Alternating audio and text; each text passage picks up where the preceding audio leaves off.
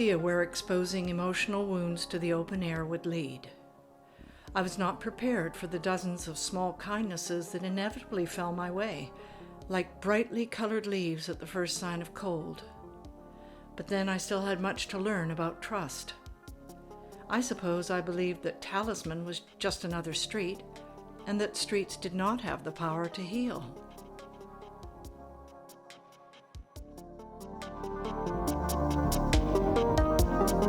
I was thinking about some of the things that you were asking, and I guess everything boils down in terms of wanting to be a writer.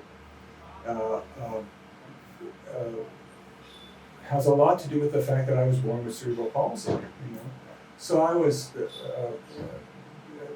walking on crutches when I was a kid in high school, and I was just a little bit different. And I think when that happens, it makes you a little introspective. Sure. And it turns you a little bit into an observer. I come from a big family, a very loving family. And they were really, really supportive of me. I remember telling my mother at about the age of 10 that I thought I might want to become a writer. And she said, "Really? That's great. Well, you better go to the library." Start reading a bit more. But it was that kind of thing. And I just, because anytime you're a little bit different when you're a kid, you develop those sensibilities, I think, a bit more acutely earlier about what other kids think of you, and how do you fit in. That really comes across in your novels. What I have read so far, which is a big hunk of The Loser's Flow, and also Murder at the Hotel Hopeless. There's a real sensibility, particularly for young people.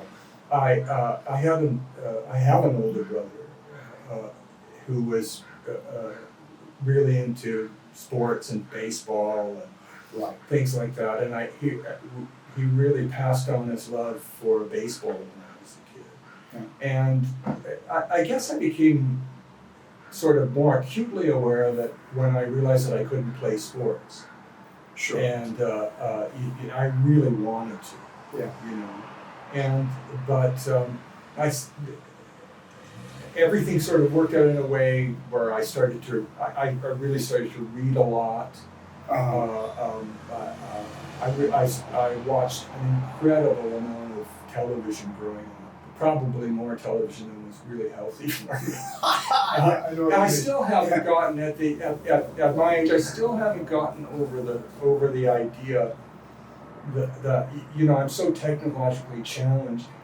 Television for me is still some sort of magical thing. And I remember thinking about that as a kid. You mean you can turn a knob and a picture comes up and all these people come to visit you, and I'm not sure whether kids these days with all the technical stuff that's going on can put themselves in a place where you had antennas on the roof and we had a big RCA Victor with rabbit ears, and you had to get up and change the channel. Oh yeah. I physically turn the knob. You remember these things. And you turn the knob off after an evening of watching TV, and the picture would just sort of fade away into a little. Remember those little pinpoints? Yeah, little tiny. White pinpoint. Yeah. I used to watch the white pinpoint fade away for about 30 seconds. And it seemed to me to be like a living thing. And when you talk to somebody about having snow on the screen, they don't know what you're talking about. Or getting, I mean, growing up, we had, I think, 3 channels. And if you maneuvered the rabbit ears just right, you could get KVOS in Bellingham really clearly, Yeah. And I remember growing up and watching the station in Bellingham and thinking, this is the most glamorous thing in the world, we can, we can get Seattle, we can get Bellingham. On days when I would fake out my mother and say I've got a sore throat, and I'd stay home and watch the Dick Van Dyke Show in the morning. Sure. It was. I thought, this is glorious. They're all. Everybody else is doing arithmetic, and I'm lying here watching Mary Tyler Moore and Dick Van Dyke. Right. I couldn't believe it. Right. I just couldn't believe it. There was some great stuff. There was some great before. There was some when there was less TV. Right. There was some really good TV. Really. I mean, really. Dick Van Dyke was fantastic. Mary Tyler Moore was fantastic. Yeah. There was some wonderful stuff. And even going back further. And Steve Allen was, you go back and you look at those old Steve Allens and you realize what early David Letterman was all about with Stupid Pet Tricks. And it all started with Steve Allen. Yeah. Yeah. So those, some brilliant people. Yeah. And so all of that stuff really stuck with me. And later on, when I met some of these people whose movies I largely saw on television, on late at night, or on early sitcoms and stuff like that, I could not believe it that they were that. And I was an adult I was an adult by then. Sure. And I thought, I can't believe, I'm sitting here with Bill Bixby. I watched every episode of My Favorite Martian when I was a kid. And the fact that you're sitting here with Bill Bixby, and Bill Bixby was nice. All of that kind of stuff. Yeah.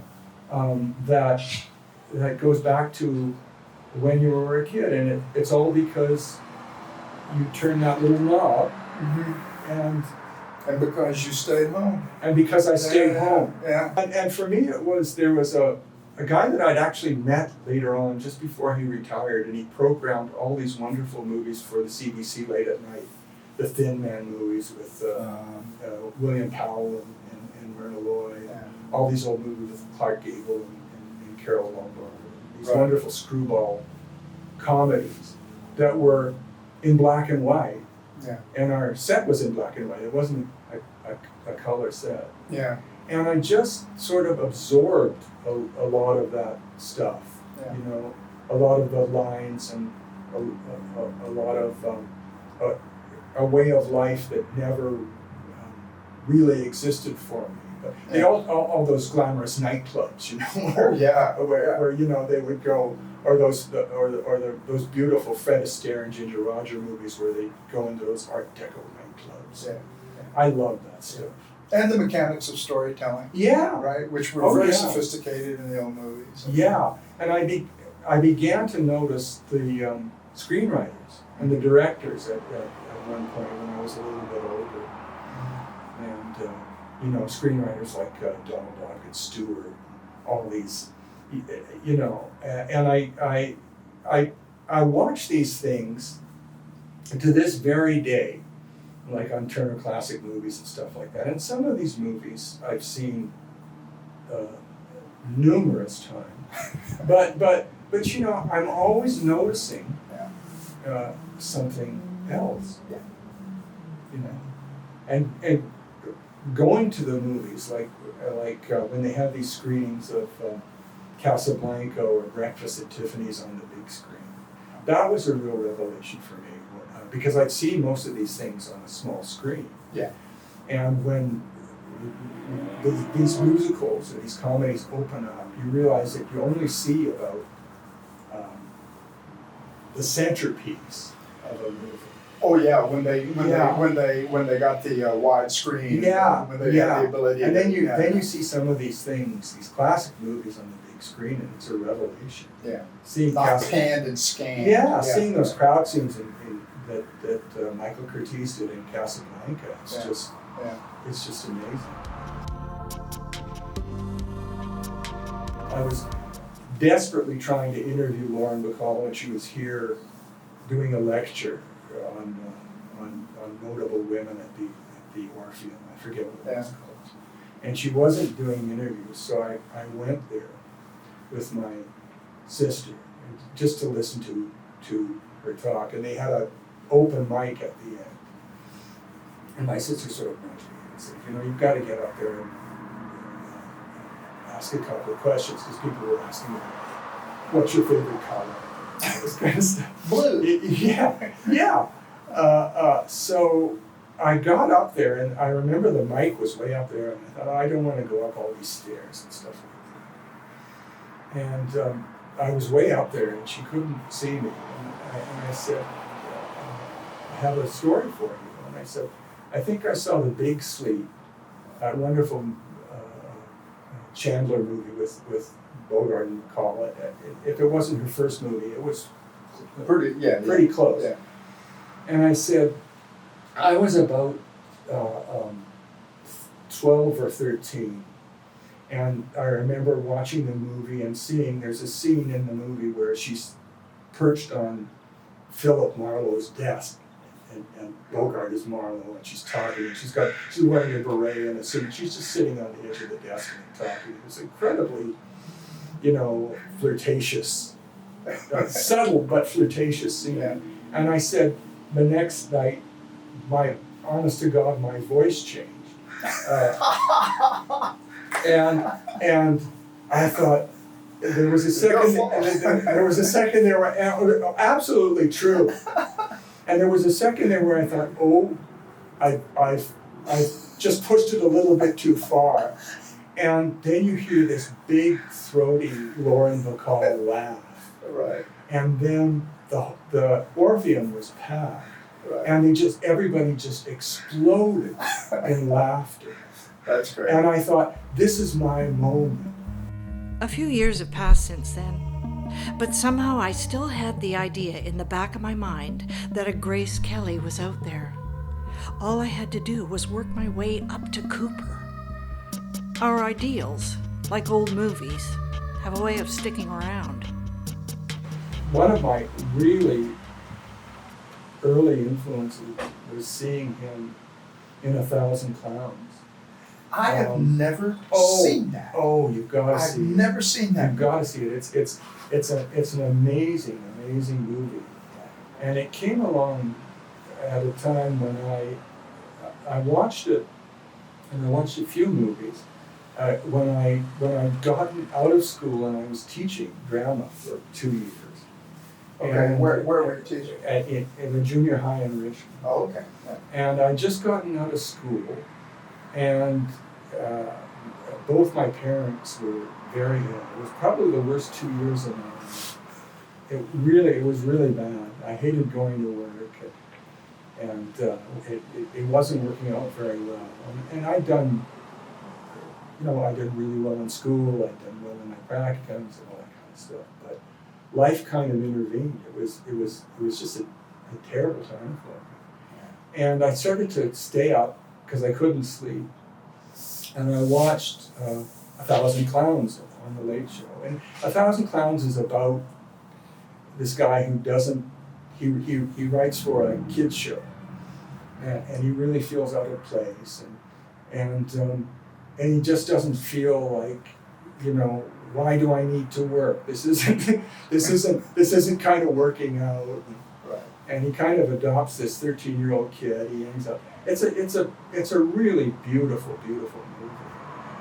And it sort of pushed me toward thinking about what was going to make me happy. Because I was in my early 20s, and it was the first experience I'd ever had that people that you love die. It was an abstract concept until then. I know it sounds strange, but it had never happened to me before, and it was really shocking to me that two people that you really, really love just weren't there anymore. Yeah. And that really got me thinking in probably the most profound way that I've ever experienced about what I really wanted to do. And that meant taking a chance at at writing, which I'd always liked to do, but I thought to myself, oh, you can't do that. Gotta make a living. Yeah. Yeah. So I quit my teaching job after 2 years. Then I thought, what am I going to do now? I know that I want to write. I had done a few articles for the UBC, and I'd taken some creative writing courses with a lovely guy in the creative writing department in the 70s, Doug Banks. Oh yes, right. He was just a lovely, very my teacher too. a lovely, very supportive guy. Really supportive guy. And a very gentle guy, you know. Yeah. And look how it worked out for you. So he must have been doing something right. I've never written a play, but No, but I mean, I'm trying to sneak out in a nice way. You probably edit this out, but your novels are wonderful. You know, like they really are wonderful. Thank you. Thank you. And so but I didn't think about writing a novel until I was 40. I had gotten into journalism. I'd gotten together a few articles and gone up these long 3 flights of stairs, or 4 flights of impossible stairs to the top offices of Vancouver Magazine, Right. 1980. And about that time, Vancouver Magazine was a really, really happening magazine. Yes. Lots of writers and very, very well done. And I had been reading and I thought, oh God, wouldn't it be great if I could just show them my stuff? Sure. What would they say? Yeah. So I went up there and I had a few articles, and there was a guy editing it, Malcolm Perry, Yeah. Right. who later went on to do a column in The Sun. And I guess I was about 24 at that point. And I remember him looking at me and looking at these few clips that I had, and I'd been doing book reviews and stuff for the Vancouver Sun. And he just looked at me and he said, I don't know why I feel this way, but I think there's something that you can do for us. Why don't you write something? Just write what you like. So I had this idea about growing up with cerebral palsy and movies and Sure. Yeah. all this kind of stuff. Yeah. And he said, just write it, and if you write it, I will take a look at it. And this was back in the day where, really pre-computers. Yeah. And I remember I was working on a manual typewriter, and I had the white out. I was just so paranoid about making it perfect that I just slaved over it. And I thought, I'm going to hand this in. There's not going to be one mistake in it. And I remember giving it to him. And he pulled it out of the envelope and he went, "Nice clean type." So, you never see that. He said, "That's a good sign, John." 500 And he read it. It was a piece called Saving Grace. It was about watching High Noon, and it was about having cerebral palsy. It was about the death of my parents, and sort of wanting to be Gary Cooper, but people always sort of seeing you as Walter Brennan. It was a really, I just threw myself into this thing with no reservations at all. And I thought, I don't even know whether he's going to understand. Mm-hmm. And I went back there a couple of weeks later, and he was a very, I remember him shutting the door. Mm-hmm. And this was a guy who saw a lot of writers. He would tell me later on, you've got to be tough and all this kind of stuff. And he shut the door and he said, "This made me cry." But I had a great time doing that. And eventually started to write for a lot of national magazines that don't exist anymore. Yeah. I went to Vegas and did a piece for a magazine called Quest. Right. And that was edited by Michael Enright, who went on to a great career with the CBC. Yeah. And he was just a lovely. I remember these guys going into the offices of these guys. And, oh, you came all the way from Vancouver just to see us? and he was another guy. And I figured, what do you want to do? And this was just before. This was like a few issues before the magazine actually went under. And I said, I would really like to do this piece. I would really like to go to Las Vegas and do this piece. And he said, oh gosh, we've got so many pieces that we've already committed to. And he looked at me and he said, how fast can you do it? And I said, really fast. Oh. Yeah. And he said, okay. And he managed to get it in just before, a couple of issues before the magazine folded. Yeah. Even at high noon, circling in for a landing at Las Vegas's McCarran International Airport is like pulling the handle of a slot machine on your last nickel. Fueled by a third glass of complimentary champagne, you watch a smudge of vaguely familiar objects swirling below with the sinking feeling that breaking even is a long shot. In fact, many white-knuckled flyers consider Vegas, situated in the middle of a valley surrounded by cradling mountains, the ultimate acid test. Descending from the dense air of Los Angeles into the buffeting desert winds is like trying to float safely into a distant bowl of bran flakes.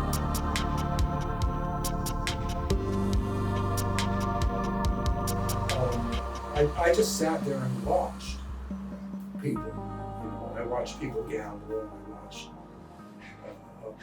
all the other stuff that goes on in casinos and things like that. And I had read a book by Mario Puzo, I forget the title of it, Right. where he talks about Las Vegas. And I read a beautiful book by a writer named John Gregory Dunn, Joan Didion's husband, Yes.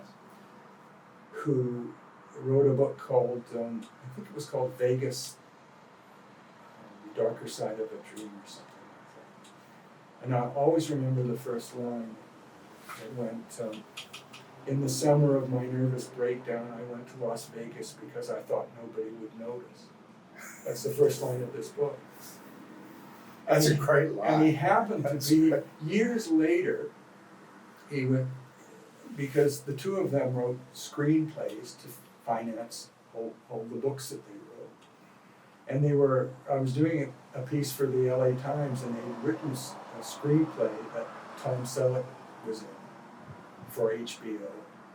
And I was explaining to this publicist, oh my God, I've read everything both of them have ever done. I just think they're both brilliant.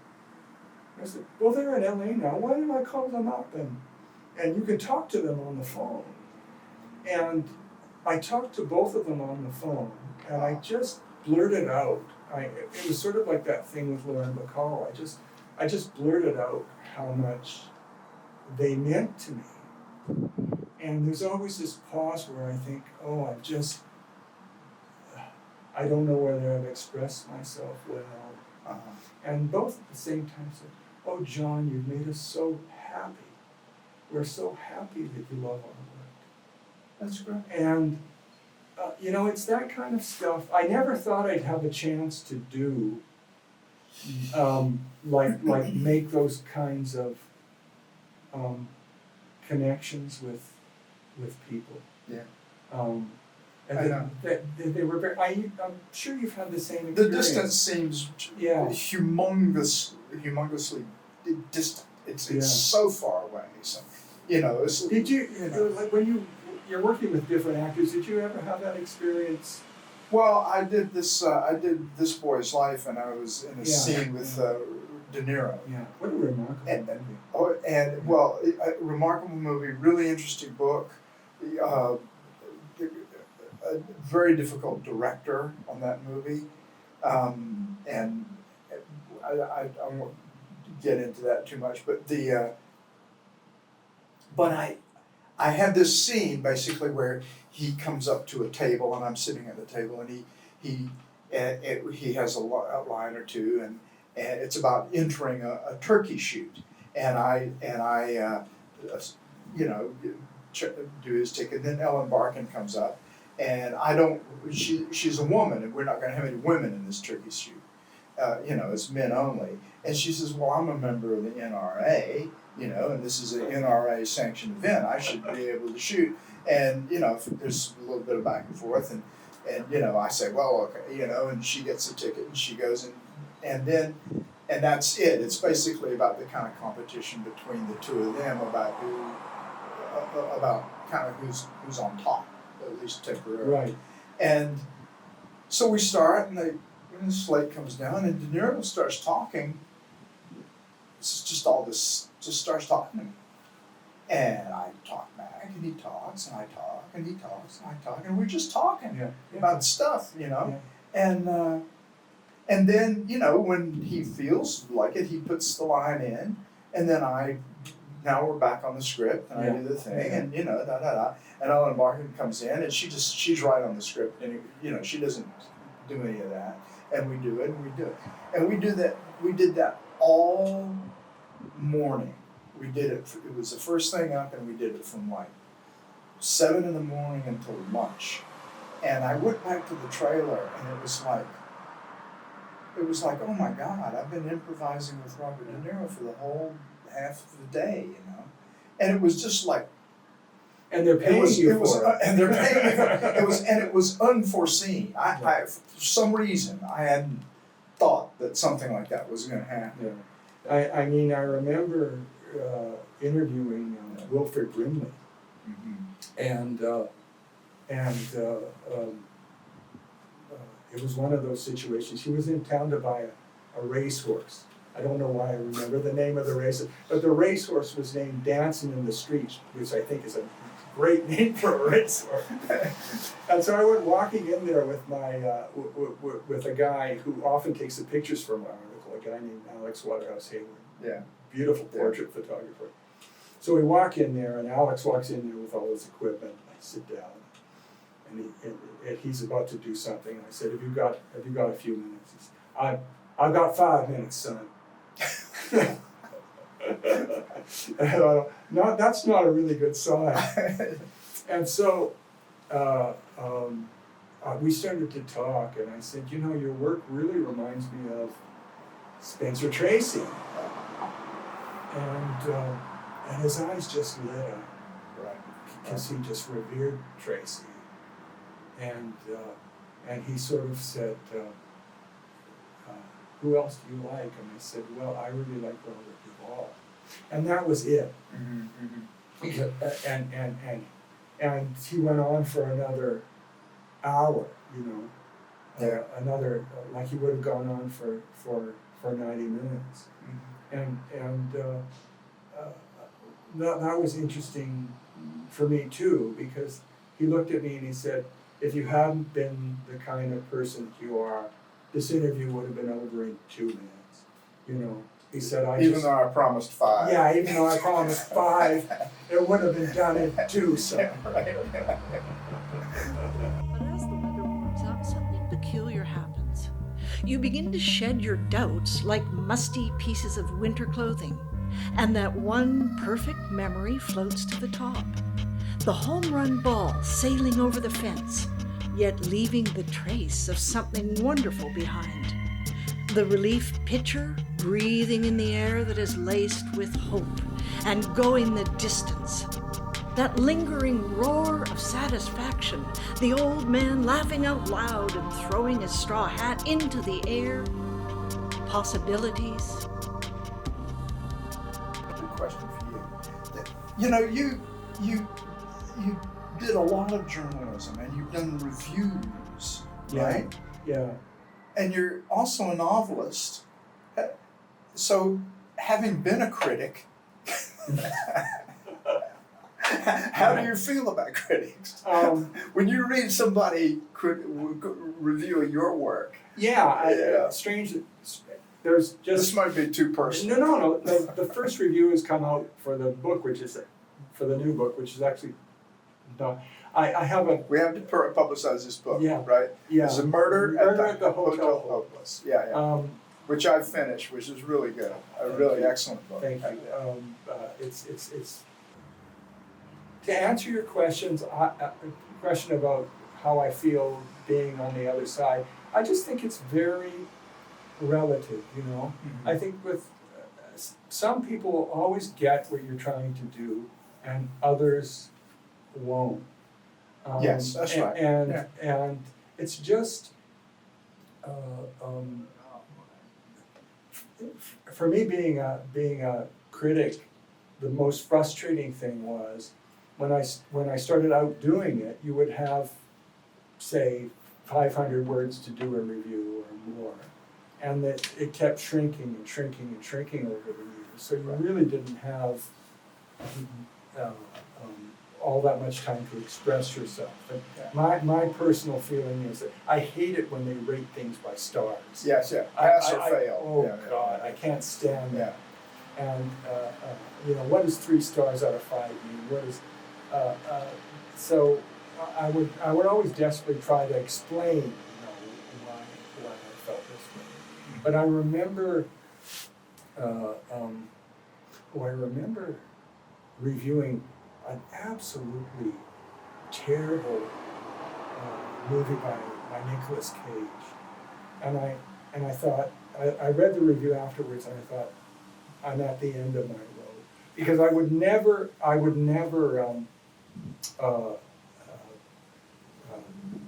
pick on an actor's physical attributes. Right. I always thought that was very low. Good for you. And in this one, I just said, you know,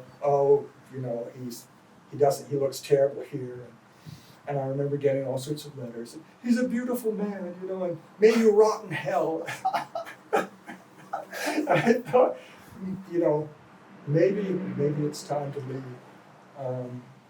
But I remember, because I really started to go to the movies in earnest in the 70s. What a great decade for movies. You know, I remember my brother giving me a copy when I was about 14 of the book "Bang the Drum Slowly" that was made into the Robert De Niro movie. Michael Moriarty. Yeah. Who was just brilliant. Just absolutely amazing. It was an amazing movie. It had really deep effect on me, and the book did too. And I remember reading the book when I was about 14, and my brother said, you know, I was reading Mickey Spillane or something like that. And he said, maybe you should try, you know, aim a little higher. And he gave me this book, and I was just enthralled. It's just a beautiful book. I'll have to look for that. And because I love the movie. Yeah, I really the did book like is really the book is really amazing, and I think he wrote it. Mark Harris wrote it when he was like 24 or something. Right. But I remember making a comment. This was on Facebook about Report to the Commissioner. You ever see that? I love Report to the Commissioner. That is one of my favorite unknown movies. What a great movie, and it was Susan Blakely, and Moriarty is just absolutely brilliant. Fat Kodo. And Pauline Kael just killed it with the review in the New Yorker. She just killed it. Well, I want to talk to you more about the writing. I really do. The Losers Club, you know, I'm about halfway through. And really liking that a lot. And you said that you were telling me that there had been some interest from studios. Oh there was that was the one that they've all had various degrees of interest. And it was really interesting for me because I had no idea of the process that you go through, and I don't know whether you've been through all this. I have not been through it as much as I would like to have been through it. I should back up and say that I wrote a novel, an unpublished novel, that was a comic novel about the mafia. And at that point I'd been reading a lot of comic caper novels by people like, the Precies Honors series by Richard Condon. Carl Hiatt. No, not Carl Hiatt.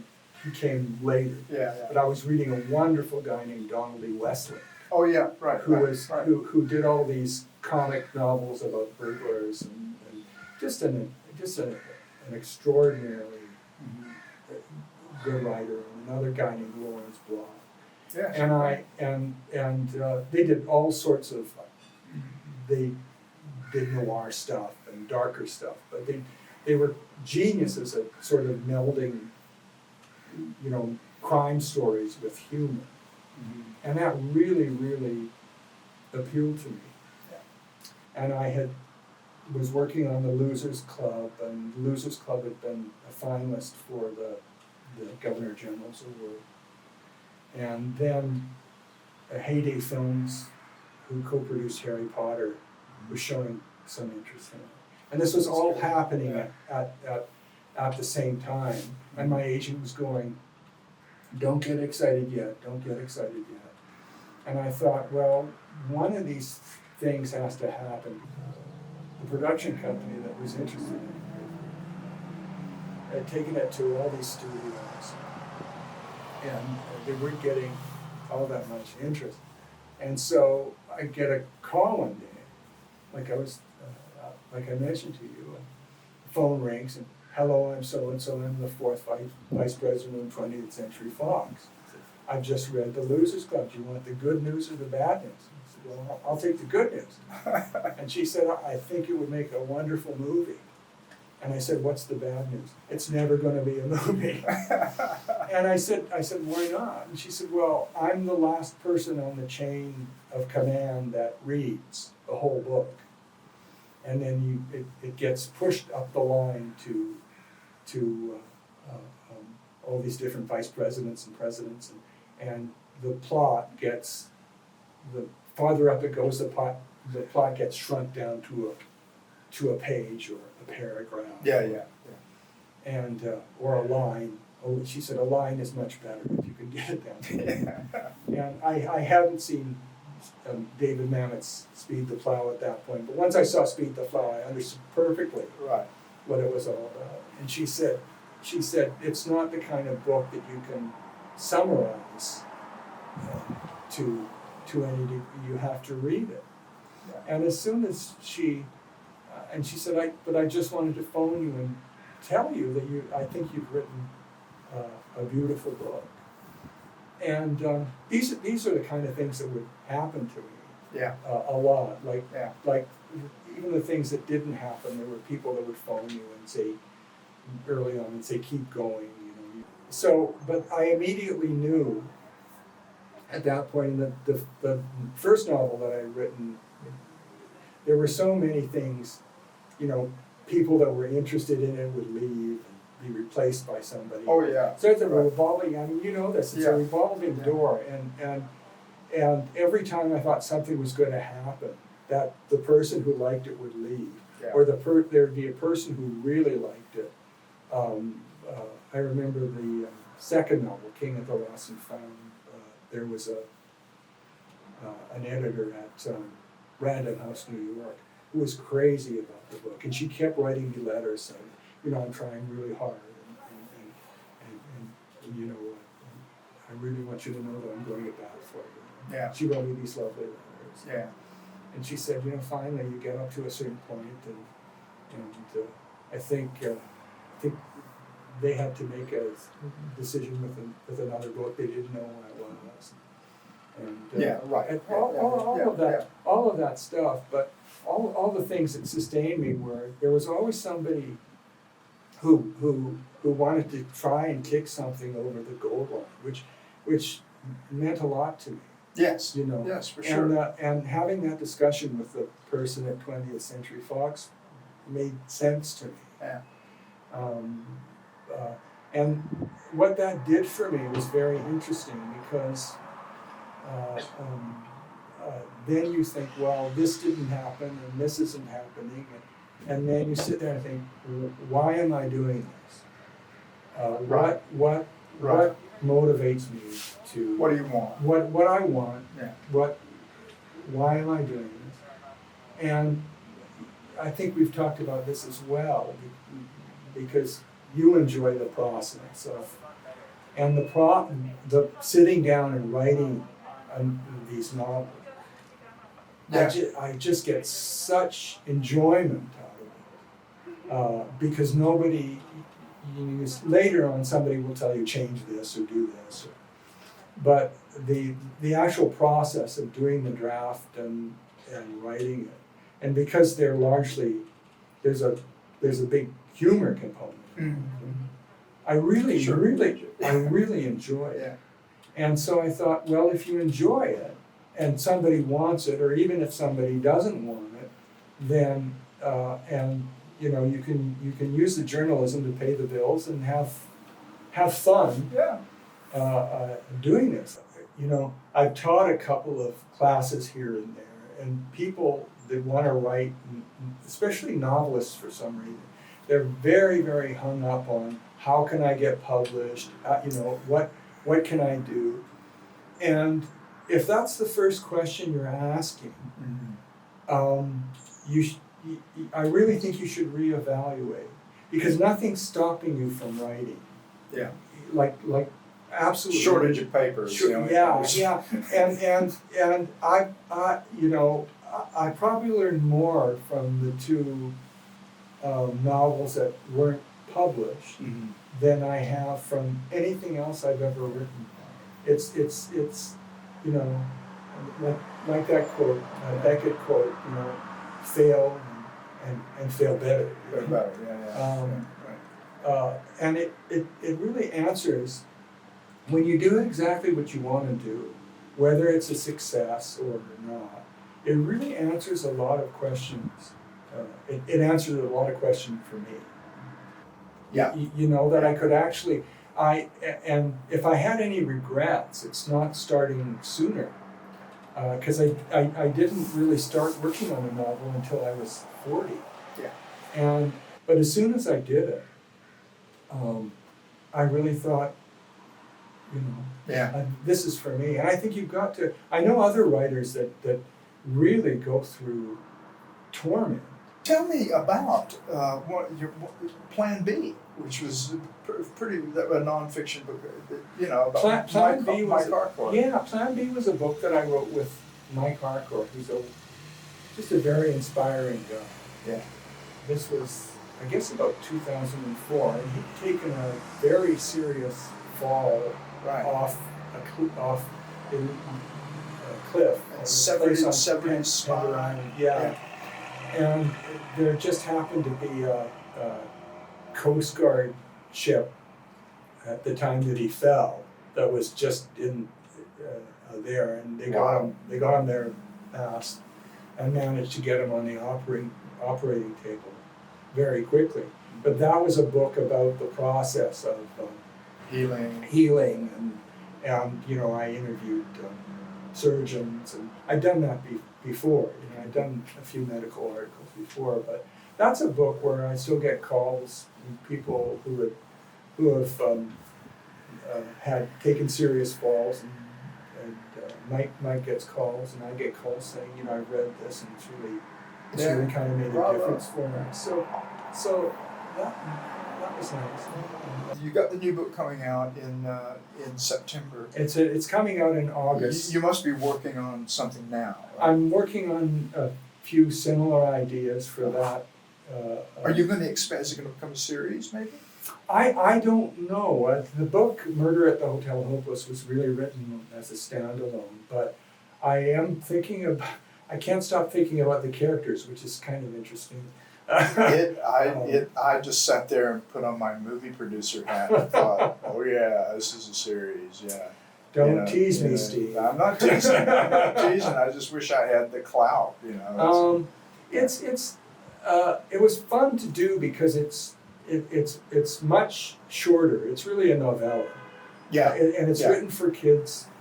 What I like about it is it's written for kids that are reluctant readers. Uh-huh. So and a lot of the previous books have several subplots. The language level is very high. And you had to do certain things for these kids. You had to make it at a certain reading level. It's a book that's highly dialogue driven. Right. And I went back and I read,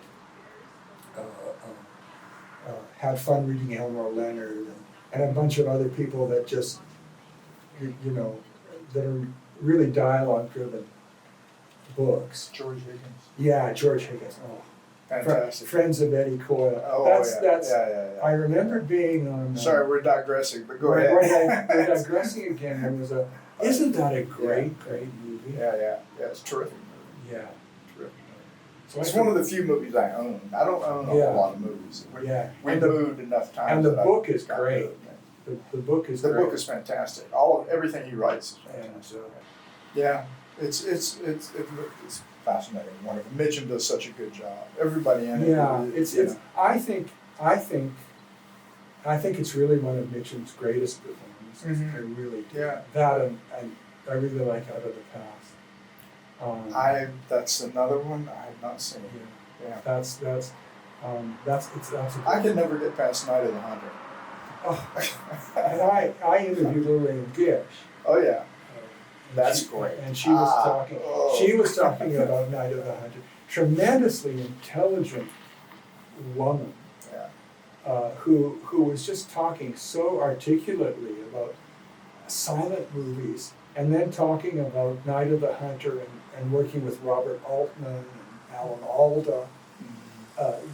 She had a very, very long career. Yeah. And was very positive about it. The only thing she said was, she leaned toward me at one point and said, Mr. Mayer wasn't a very nice man. I never thought I'd meet somebody like Bob Hope, who's had stories about Damon Runyon and Walter Winchell and Cole Porter. He could describe Cole Porter's penthouse, 10-room penthouse at the Waldorf Astoria like it was yesterday. Yeah. Or how he met Dorothy Lamour. Yeah. And Audrey Hepburn was a big deal for me. That's right. We were talking about Audrey Hepburn, which I think that must have been pretty incredible. It was amazing because she was. I tell everybody that asks that she was exactly what you wanted her to be. She was just.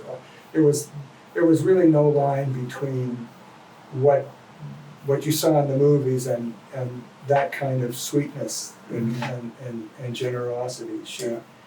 Because she was here for UNICEF, and she was wearing, a Chanel suit. She looked like she was straight out of Breakfast at Tiffany's. I mean, she just looked like Audrey Hepburn. Mr. Ignato is 75 years old. He's lived at the Hotel Hope for as long as I can remember.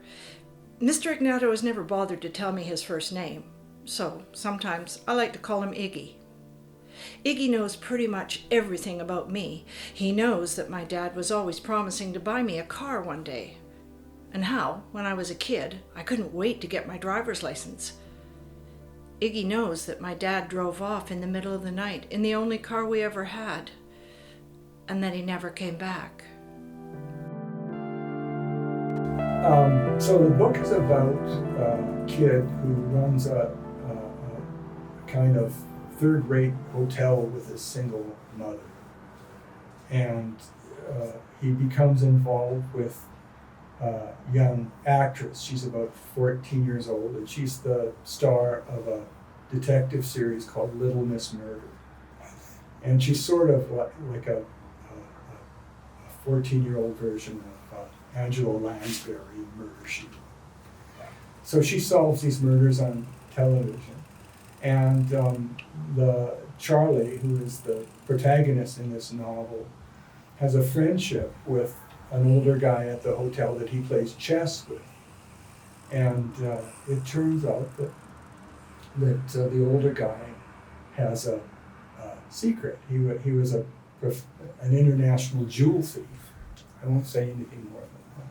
But he has an accident falling down the stairs, and Charlie's convinced that it's murder, and the only person that believes him is Penny, this actress, and she's very, very determined to solve a real murder, and so that it sort of goes on from there. Yeah. And they're very antagonistic because he has to take care of her. She has a pet chihuahua and all that kind of stuff. But enormous fun to write. But they get less antagonistic as They get less toward the end of antagonistic the as Yeah. it goes on, Yeah. because she's actually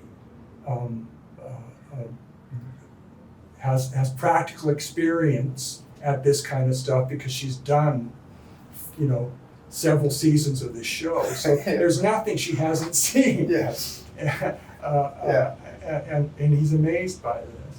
So it's about it was a terrifically funny book to write, but there's always in all the books I've written, there's always kind of a subtext about loneliness, friendship, and all that Yeah. kind of stuff. So, Yeah. It's great. I loved it. Thank you. Yeah, I really did. I loved it a lot. I Yeah. think it's great. Thank you.